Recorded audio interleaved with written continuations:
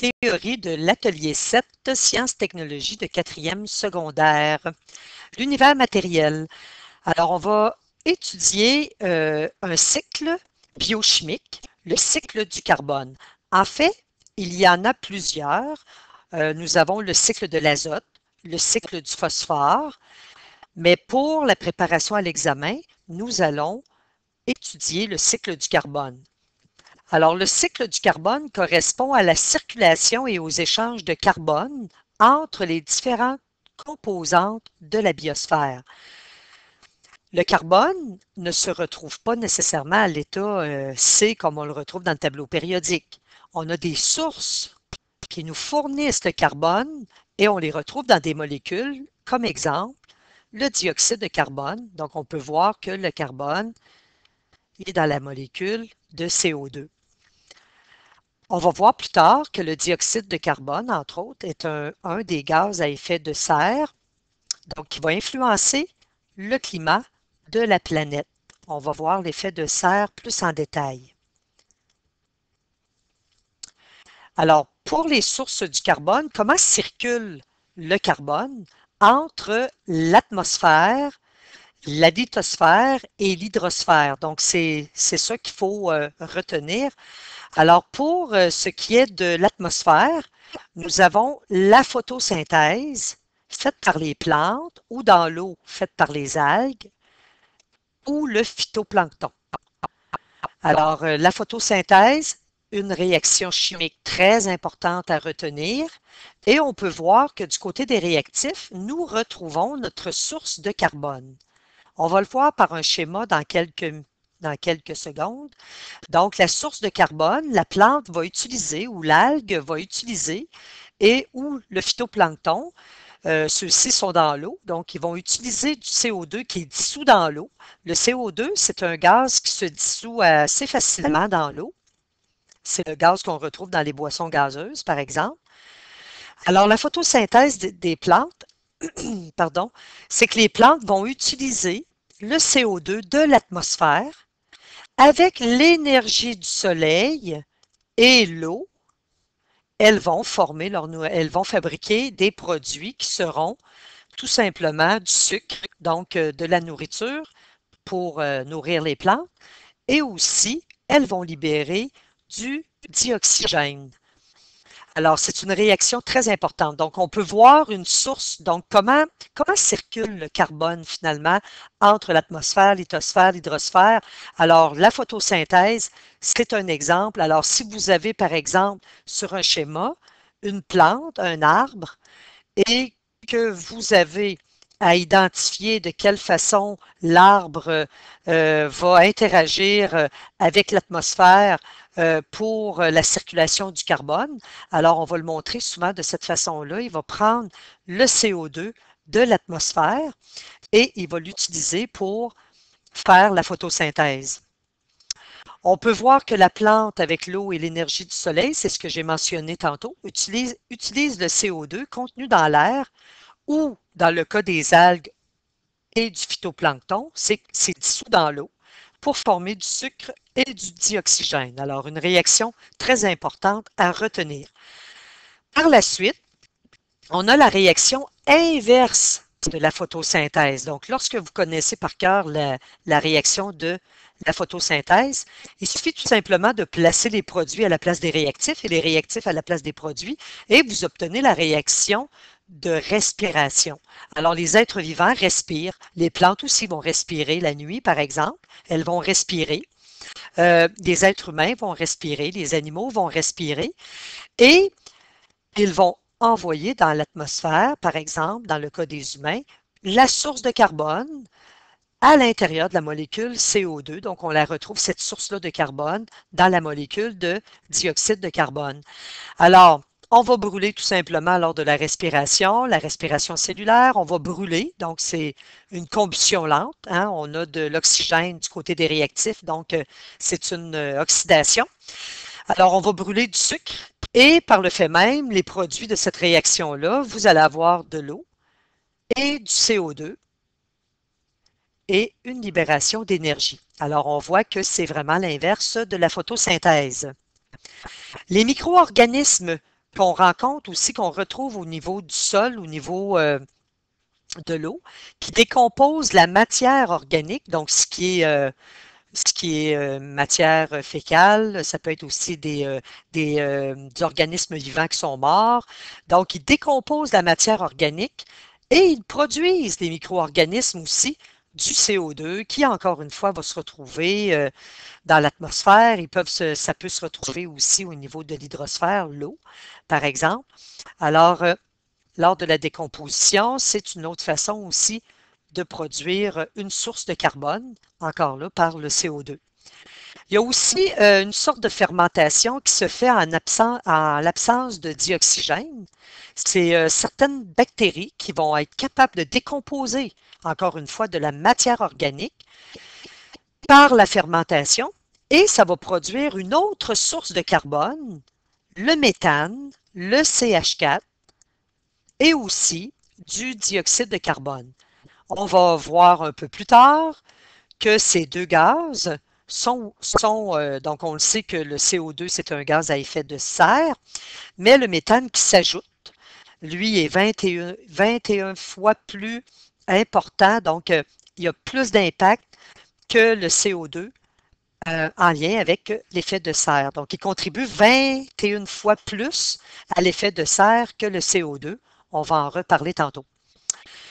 Nous avons aussi dans les phénomènes naturels, si on a par exemple des forêts, des forêts, des incendies de forêt, donc c'est de la combustion. Et la combustion dégage aussi du CO2 qui va se retrouver aussi dans l'atmosphère. Donc, on voit la circulation de notre carbone dans l'atmosphère. Donc, ici, on a un schéma. Alors, si on a par exemple des éruptions volcaniques, ça va nous amener une source de carbone par l'entremise de la molécule CO2. Donc, on va avoir vraiment notre carbone. Si on parle aussi des cheminées des industries, donc qui brûlent, ça peut être de l'huile, des carburants fossiles, donc qui font de la combustion, c'est aussi une source dans l'atmosphère de CO2. Donc, on voit la circulation. La formulation des questions dans un exercice ou dans un examen, c'est qu'on peut numéroter les flèches et on peut associer finalement les réactions qui nous fournissent le carbone, soit dans l'atmosphère, soit dans la lithosphère, soit dans l'hydrosphère. Alors, on peut voir que les flèches rouges correspondent à des réactions de combustion. L'automobile ici, si vous avez une automobile, c'est une source de carbone par l'entremise du CO2. Et ce CO2-là, il est produit par la combustion de l'hydrocarbure qui est notre octane. Alors, les hydrocarbures, donc, qui sont composés de carbone et d'hydrogène. Entre autres, nous avons le méthane, bien entendu, le CH4. Dans les automobiles, nous avons l'octane, C8H18, entre autres. Donc, lors de la combustion, nous allons avoir, on sait que tous les hydrocarbures, lorsque ils brûlent, donc avec de l'oxygène, nous avons toujours du CO2 du côté des produits et de l'eau qui est libérée. Alors, tous les hydrocarbures, et c'est ce qu'on retrouve finalement dans dans l'essence. L'essence, c'est un hydrocarbure. Nous allons retrouver une source de CO2 qui va se retrouver dans l'atmosphère. Ici, en bleu, c'est la respiration. Alors, la respiration des humains, des animaux, même les végétaux, donc souvent le soir venu, ils vont respirer et la photosynthèse va être terminée à ce moment-là. Ensuite, on a toutes les sources de carbone, donc la matière organique contient du carbone et on va avoir de la décomposition. On a vu tantôt que les micro-organismes qui vont décomposer la matière organique, ça peut être de la matière fécale, ça peut être de la matière des organismes vivants qui sont morts. Alors, nous allons avoir formation de sources de carbone et avec les plusieurs millions d'années, nous allons avoir, avec la pression, avec la température, des sédiments qui vont se former, mais qui vont être compactés et qui vont nous former les hydrocarbures, donc le pétrole, le charbon, le gaz naturel. Donc, on va avoir encore là ces sources de carbone qui vont se retrouver dans la lithosphère, dans la Terre. Nous avons aussi, bien entendu, la flèche verte, qui est la photosynthèse, qui est faite Donc, la photosynthèse, en fait, ce que ça va faire, c'est que ça va retirer le CO2 de l'air, de l'atmosphère, ça va l'utiliser. Donc, les plantes vont utiliser ce CO2-là. Même chose pour les plantes aquatiques, donc les algues, le phytoplancton. Ils vont utiliser le CO2 qui est dissous dans l'eau et par le fait même, ils vont faire baisser le niveau de CO2, soit qui est contenu dans l'eau ou dans l'air. C'est sûr que si l'humain n'existait pas, hein, avec les actions humaines, le cycle du carbone, en fait, naturel, c'est un équilibre. Il y a un équilibre qui se fait. C'est important d'avoir du CO2 dans l'atmosphère parce qu'on va le voir un petit peu plus tard, c'est quand même un gaz à effet de serre naturel. Par contre, l'action humaine en amène un surplus et c'est ça qui fait la problématique, donc, et qui amène un changement climatique. Donc, l'augmentation, par exemple, de la température, on va le voir avec l'effet de serre dans quelques minutes. C'est un autre schéma. Ici, en fait, on en retrouve beaucoup sur Internet. Vous pouvez aller en voir, alors qui nous montre le cycle du carbone. Alors, on voit la petite vache ici, respiration, même chose pour la plante. Donc, retenir de quelle façon, finalement, ça peut être par l'identification des flèches, de quelle façon le carbone va se retrouver, par exemple, ici dans l'atmosphère. Ici, c'est par la respiration de l'être vivant ici, qui est la vache, la respiration de la plante. On a aussi tout ce qui est, qu'est-ce qui va retirer du CO2 de l'atmosphère? Mais la photosynthèse.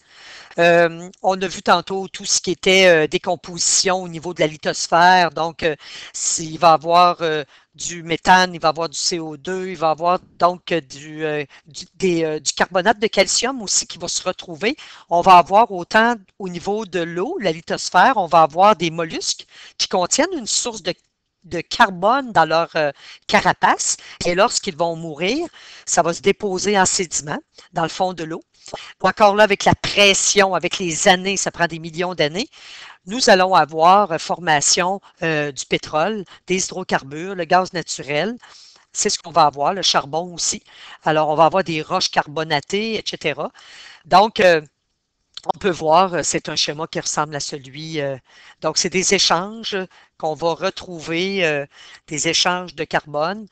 Donc, ici, de l'atmosphère, il y a du carbone, donc, dans le CO2 qui va être dissous dans l'eau, donc dans l'hydrosphère.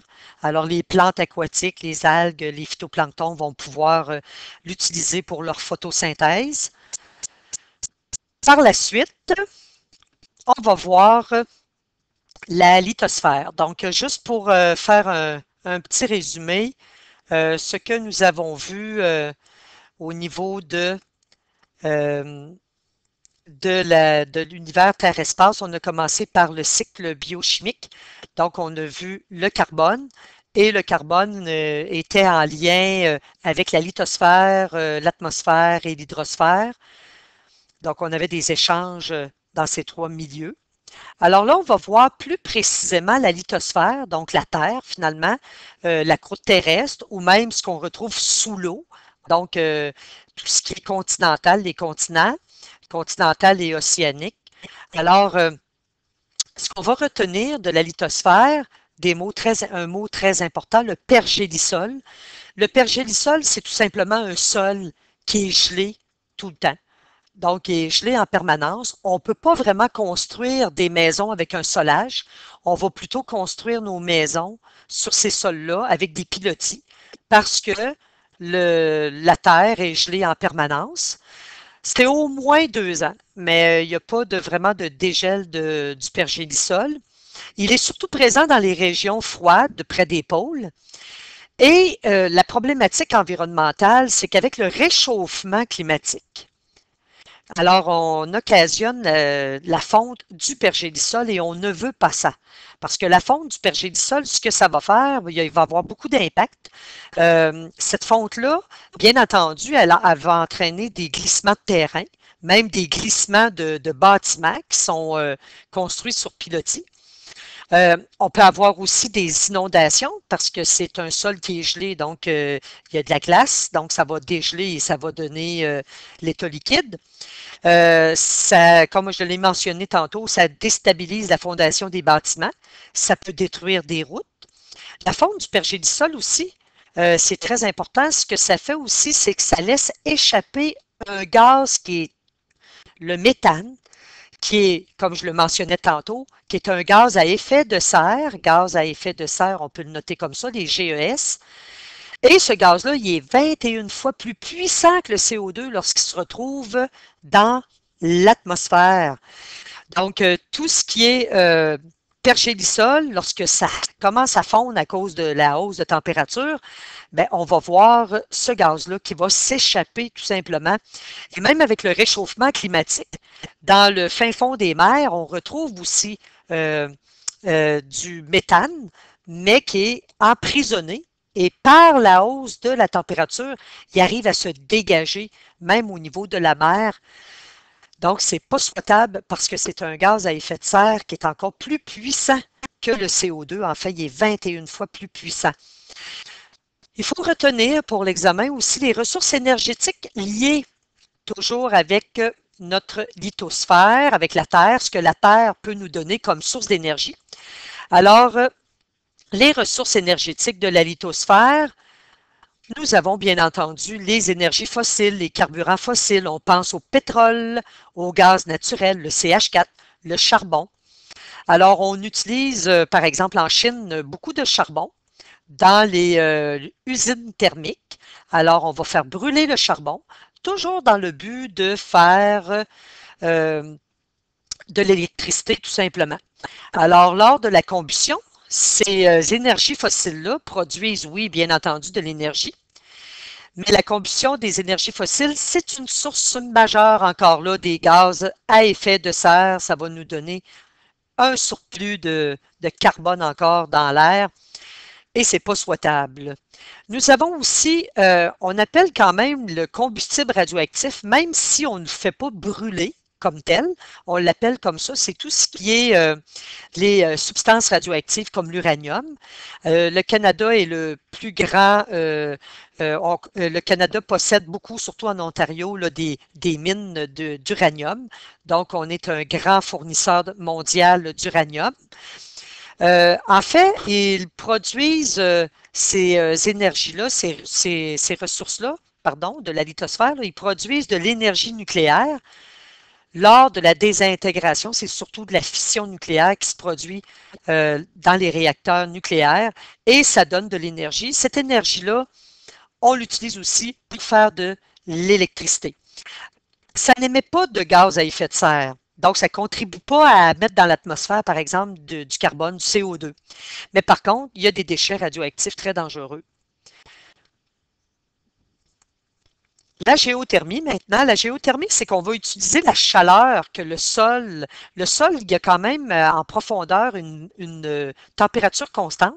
Alors, on va utiliser cette chaleur-là, souvent à l'aide de thermopompes. On va aller récupérer cette chaleur-là pour réchauffer déjà de l'air, par exemple, dans les maisons l'hiver.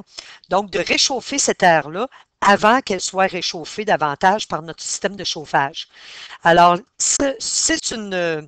la géothermie, en fait, c'est une énergie renouvelable parce que la Terre, on peut aller chercher son énergie tout le temps. Par contre, les combustibles qui sont comme l'uranium, vous avez aussi les combustibles fossiles.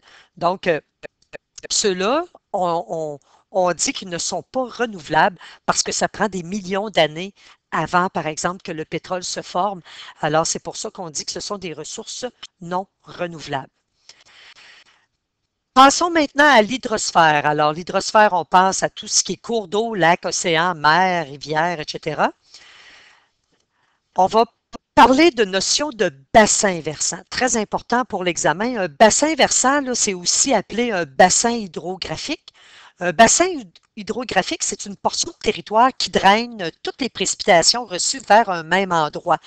En fait, un bassin, on peut le voir à grande échelle, à petite échelle, à moyenne échelle. Donc ici, on a une représentation d'un bassin versant.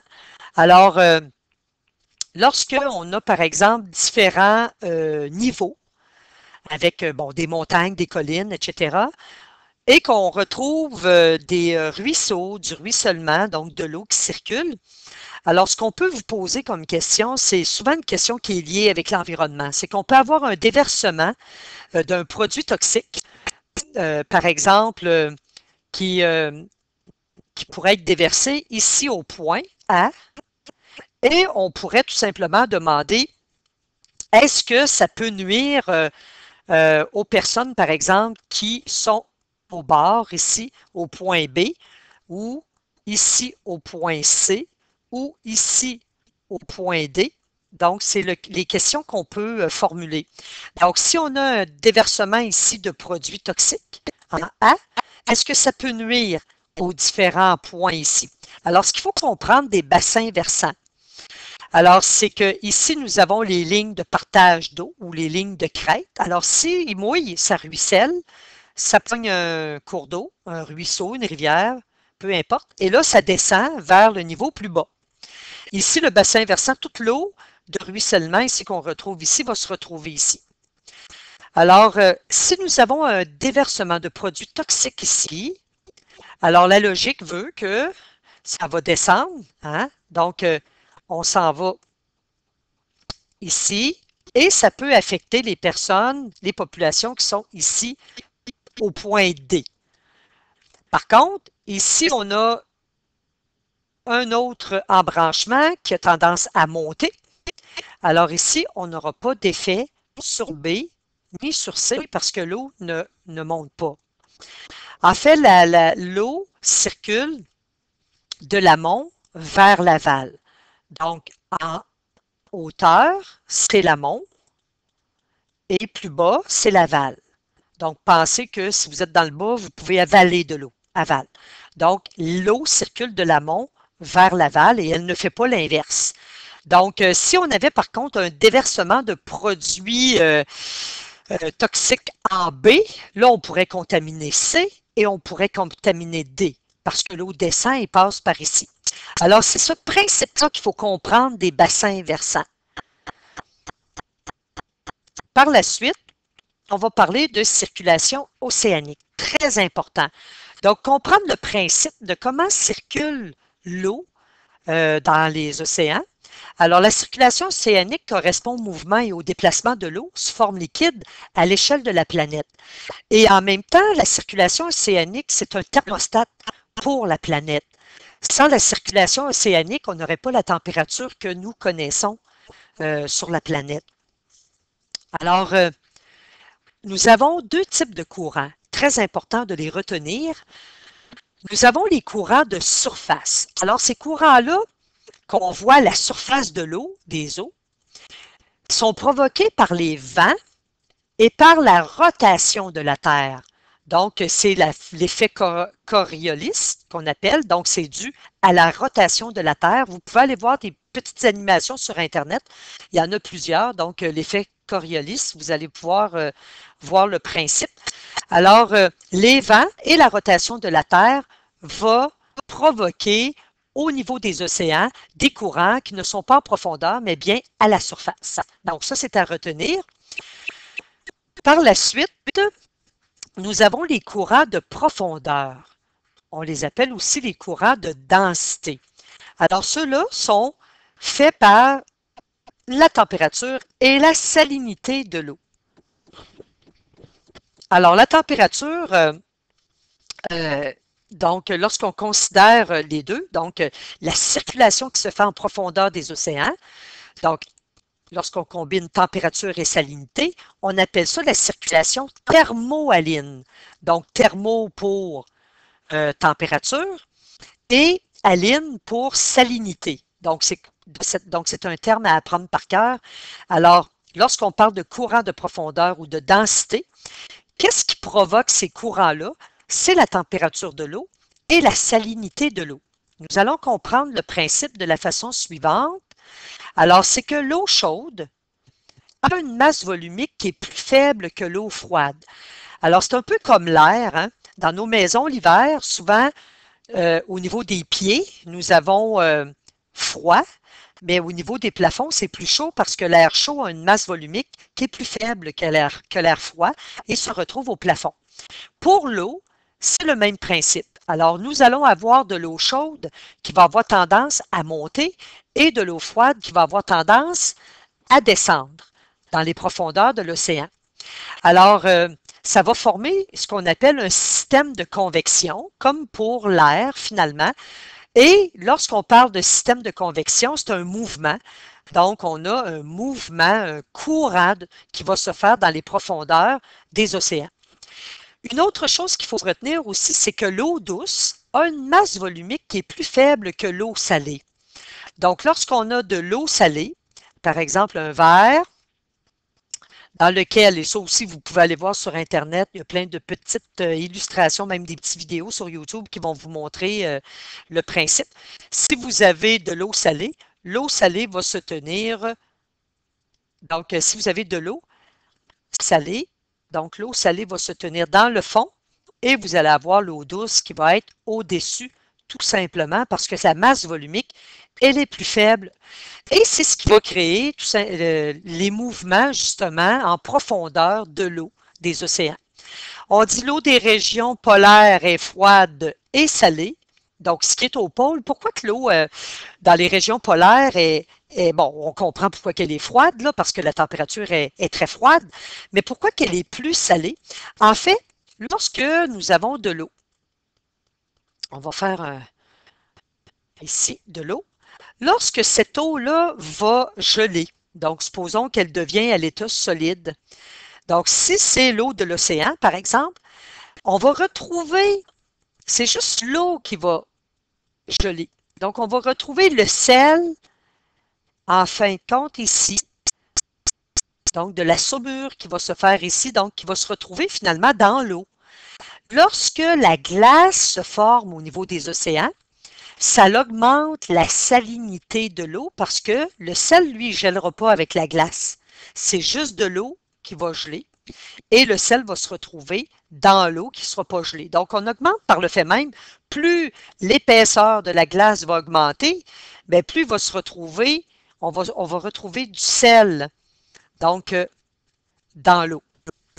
Parce que l'eau des océans est salée. Donc, lorsque cette eau-là va geler, alors c'est juste l'eau qui va geler et le sel va se retrouver sous le glaçon. Donc, finalement, dans l'eau liquide. Alors, c'est pour ça que les eaux dans les régions polaires sont plus salées. En effet, lorsque l'eau de mer gèle pour former les glaces de la banquise, donc ça, c'est une banquise, on va voir la définition tantôt, les banquises sont sur l'eau, elles libèrent des sels, c'est ce que j'ai expliqué, ce qui augmente la salinité et par conséquent la masse volumique de l'eau de mer. Alors, on retient que, qu'est-ce qui est à retenir? C'est qu'au niveau de l'eau, lorsqu'on a de l'eau froide va se retrouver sous l'eau chaude. Donc ici, j'ai mon eau qui est chaude. Parce que la masse volumique de l'eau froide est supérieure à la masse volumique de l'eau chaude. Et au niveau de l'eau douce et de l'eau salée, c'est l'eau salée qu'on va retrouver sous l'eau douce. Alors, tout le mouvement de l'eau en profondeur dans les océans va être fait avec ces agencements-là de température de l'eau et en même temps de salinité de l'eau. Et c'est ce qui va nous donner la circulation thermohaline. On peut voir un schéma ici. Alors, du sud de l'équateur, nous avons des courants d'eau vraiment qui sont chauds, donc de l'eau chaude qui va monter parce que la masse volumique, elle est faible. Donc, on va avoir vraiment de l'eau chaude qui va monter. Et en arrivant vers les régions qui sont un peu plus polaires, qui sont plus froides, donc les régions polaires, alors cette eau-là va se refroidir. Et lorsque on va avoir ce refroidissement de l'eau, la masse volumique va augmenter, alors l'eau va aller en profondeur, va retourner en profondeur, et en arrivant, donc on voit le cycle qui va se faire, donc on voit tout le mouvement océanique en profondeur ici, et ça nous fait finalement comme un tapis roulant dans les profondeurs de la mer, et c'est ce qui donne aussi, c'est ce qui contribue aussi à notre climat que nous avons. Alors, on peut voir cette circulation-là océanique, la circulation en profondeur. Maintenant, la notion de glacier et de banquise, très important de faire la différence entre les deux. Donc, un glacier, c'est tout simplement une grande masse de glace formée par l'accumulation et le tassement de couches de neige.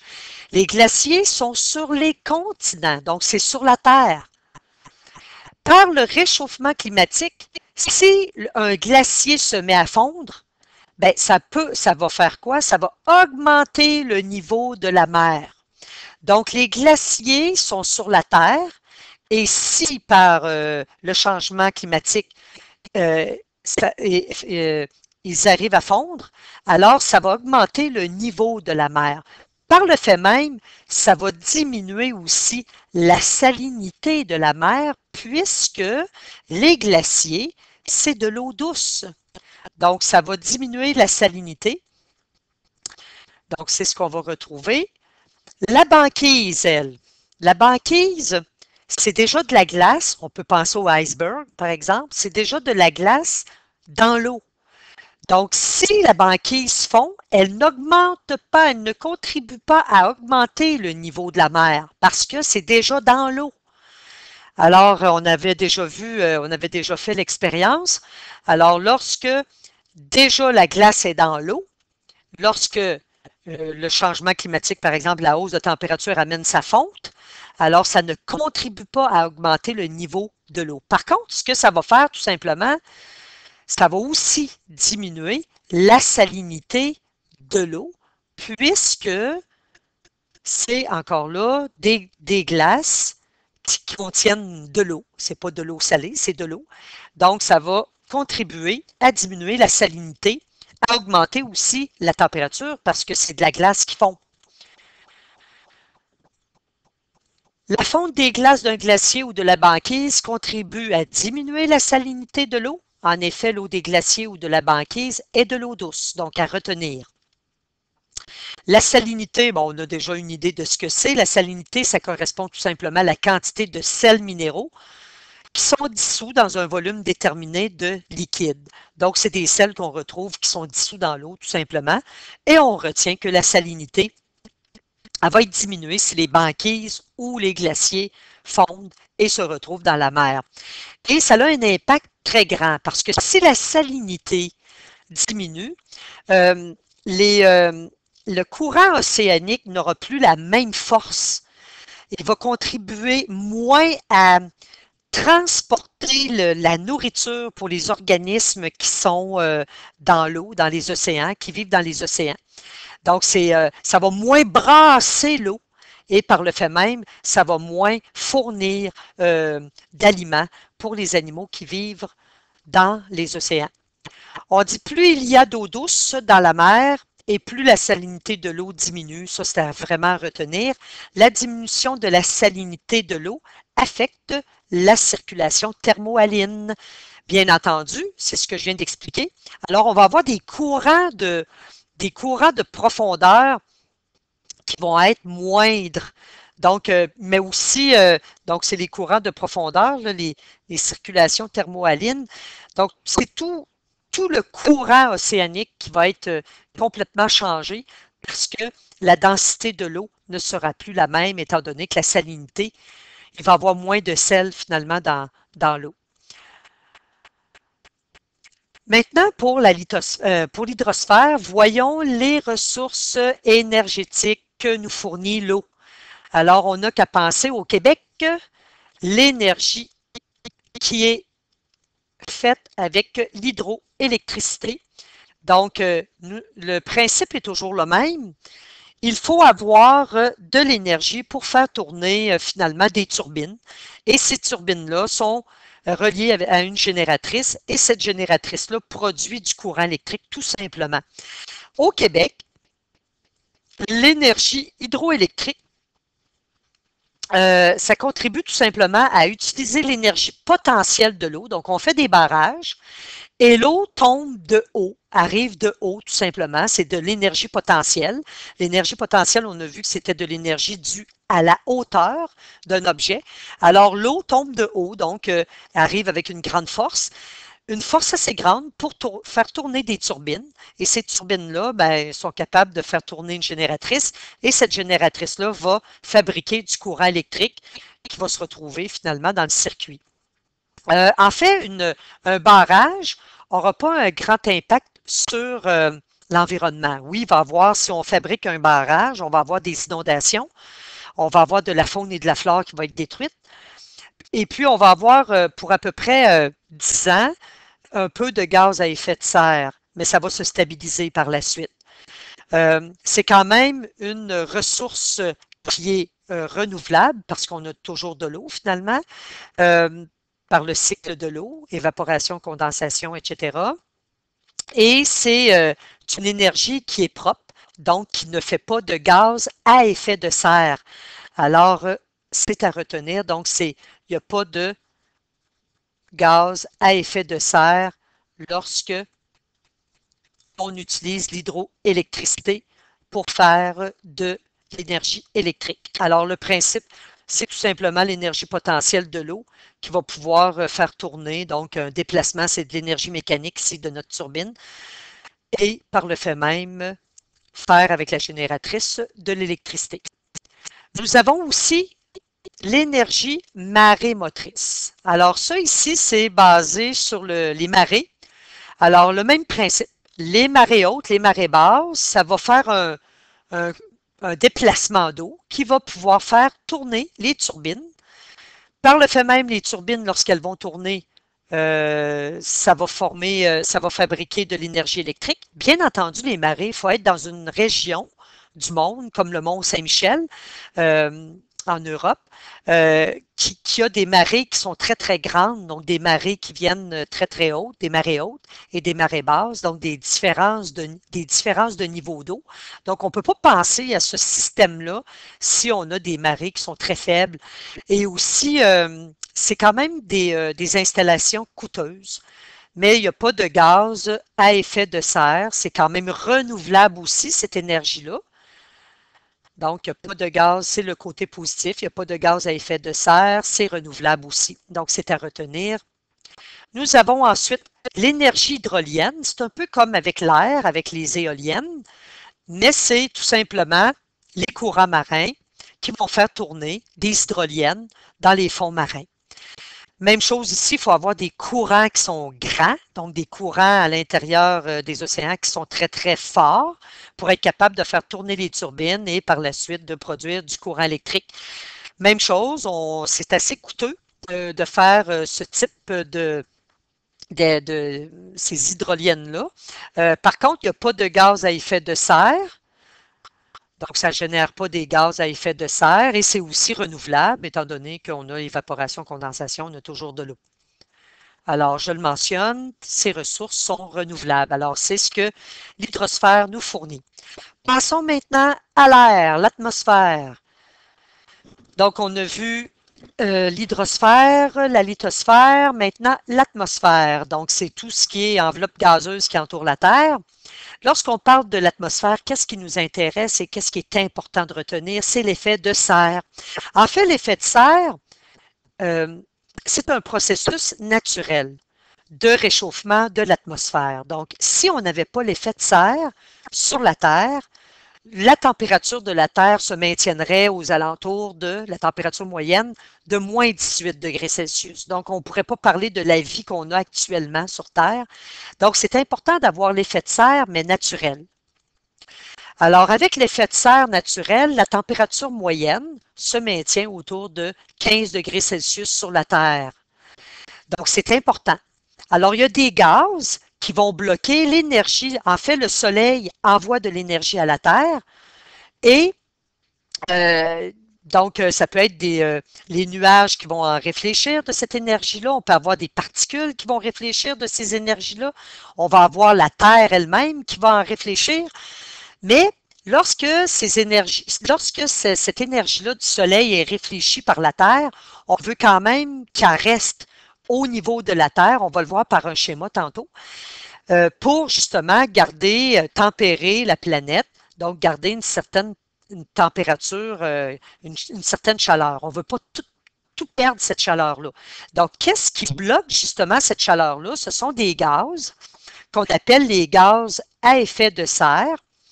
Alors, si on n'avait pas ces gaz-là, comme je mentionnais tantôt, on aurait une température de moins 18, une température moyenne de moins 18 sur la Terre.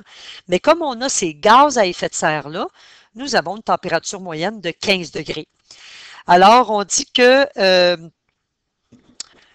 donc les gaz à effet de serre, on les note GES, qui sont présents naturellement, donc les apprendre par cœur. On a la vapeur d'eau. Donc, il y a la vapeur d'eau qu'on a dans l'air. On a aussi le dioxyde de carbone. Les végétaux et les êtres vivants vont en émettre par leur respiration, on en libérer. On a aussi le méthane, donc tout ce qui se décompose, des décomposeurs, on a vu tantôt qu'il y avait formation de méthane et de CO2. Même chose pour, donc on a l'oxyde d'azote, donc l'oxyde de diazote aussi qu'on va retrouver comme gaz à effet de serre naturel. Donc ce sont les principaux. Sans ces gaz-là, il n'y aurait pas d'effet de serre naturel et je le répète pour une troisième fois, on aurait une température de moins 18. Allons voir l'effet de serre. Donc, en fait, l'effet de serre naturel, on a dans l'atmosphère nos gaz. Alors, nos gaz qui vont nous permettre, donc le CO2, le N2O, on va avoir le H2O liquide. Donc, ces gaz-là sont dans l'atmosphère. Et lorsque le Soleil envoie son énergie lumineuse, ici son énergie, alors ça frappe la surface de la Terre. Alors, c'est bien qu'il y ait un équilibre. C'est sûr que ce n'est pas la totalité des rayons du Soleil qui vont arriver à la Terre. Il y en a qui sont déviés par les particules, les particules des poussières, les particules, différents types de particules, en fait. Alors, il y a quand même une bonne partie qui va se retrouver sur la Terre. Donc, la Terre va absorber cette énergie-là, ça se réchauffe, la Terre va se réchauffer, va émettre de l'énergie, donc avec un rayonnement infrarouge, qui est de la chaleur, et il y en a une quantité qui va être emprisonnée justement par les gaz à effet de serre, et c'est ce qu'on veut, en fait, mais on ne veut pas que la totalité de cette énergie-là, ce rayonnement-là infrarouge, soit retourné vers la Terre. On ne veut pas ça, parce qu'à ce moment-là, il y aurait un réchauffement épouvantable de la Terre. On veut quand même qu'il y en ait une quantité qui puisse aussi passer à travers les gaz à effet de serre et s'en retourner dans la haute atmosphère. Parce que sinon, on aurait un effet de serre, donc on aurait une température trop élevée. Donc, c'est un équilibre entre l'énergie absorbée par la Terre et en même temps libérée, mais il y a une quantité qui est de nouveau réfléchie vers la Terre, donc une quantité de chaleur qui est de nouveau réfléchie, mais aussi une quantité de chaleur qui est envoyée dans la haute atmosphère. C'est ça qui nous donne l'équilibre. Lorsque on parle, donc voici un autre schéma, donc on voit l'énergie du soleil, donc il y a quand même une quantité qui est bloquée soit par les particules qu'on retrouve dans les nuages. Ensuite, on a une quantité qui est, donc on a le réchauffement ici qui se fait au niveau de l'infrarouge, donc une quantité qui est emprisonnée et une quantité qui est libérée. C'est ce qui fait finalement l'équilibre et c'est ce qui maintient nos températures sur la planète à une température moyenne de 15 degrés Celsius.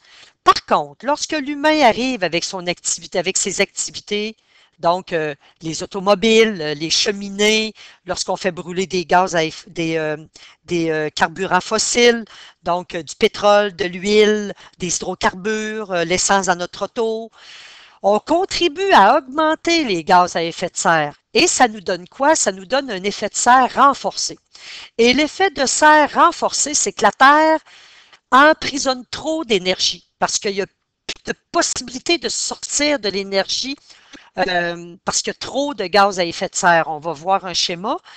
Donc, à ce moment-là, la température moyenne de la Terre augmente. Et là, lorsqu'on parle de température de la Terre qui augmente, on pense à tout ce qui est réchauffement climatique, donc la fonte des glaciers, la fonte des banquises, la fonte du pergélisol, etc. Donc, puis tous les problèmes qui suivent ces changements-là. Donc, ça provoque une augmentation de température. Alors, c'est comme l'humain lorsqu'il arrive. Alors, j'ai pris le même schéma que tantôt, mais ce que je vais faire ici, je vais rapetisser ma flèche.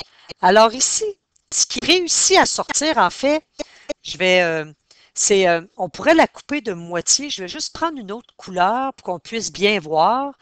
Alors, au niveau de l'infrarouge, là, alors on a une quantité ici qui reste, OK, de chaleur, qui reste emprisonnée, mais une toute petite quantité qui est sortie. Donc, imaginez là, que c'est encore plus petit. Donc, qui réussit à sortir au-delà de l'atmosphère.